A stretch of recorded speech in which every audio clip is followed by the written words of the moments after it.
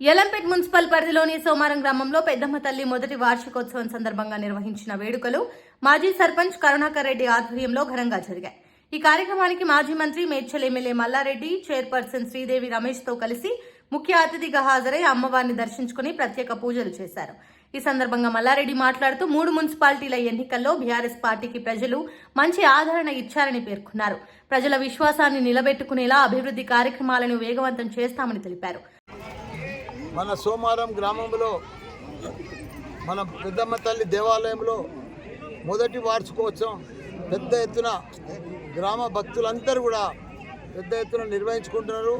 దానికి కొత్తగా ఎలక్ట్ అయిన మా చైర్మన్ శ్రీదేవి గారు, మా కౌన్సిలర్లు, మా మహిళా సోదరిమణులు, మా భక్తులందరికీ కూడా పేరు పేరున నమస్కారం. చాలా సంతోషం.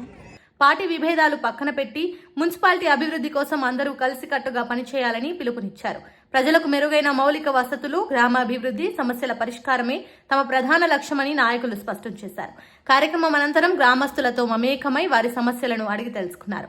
ఈ కార్యక్రమంలో బీఆర్ఎస్ పార్టీ రాష్ట్ర నాయకులు మద్దుల శ్రీనివాసరెడ్డి, మండల అధ్యక్షుడు దయానంద్ యాదవ్, స్థానిక కౌన్సిలర్ రజితతో పాటు కౌన్సిలర్లు నిషితారెడ్డి, ఓంప్రకాష్, బందేల కుమార్, నాయకులు రాజు నాయక్, హరత్ రెడ్డి, యాదగిరి, బలరాం, రమేష్ కుమార్, కృష్ణ, ప్రవీణ్, అశోక్ తదితరులు పాల్గొన్నారు.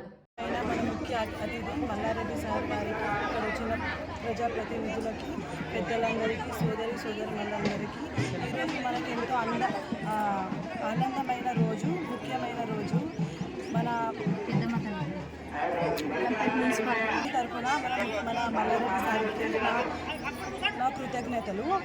నాకెంతో గౌరవంగా ఉంది. మన ఫస్ట్ మున్సిపాలిటీలో పెద్దమ్మ టెంపుల్కి దర్శనానికి రావడానికి మన మల్లారెడ్డి సార్కి నాకెంతో గౌరవంగా ఉంది.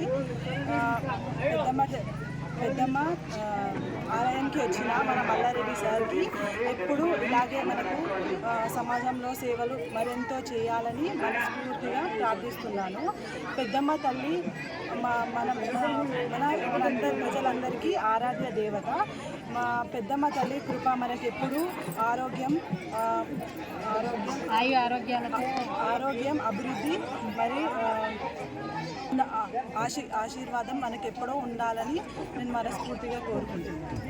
సందర్భంలో మనకు వచ్చిన మన మల్లారెడ్డి సార్ గారికి మన మున్సిపల్ తరఫున నా కృతజ్ఞతలు.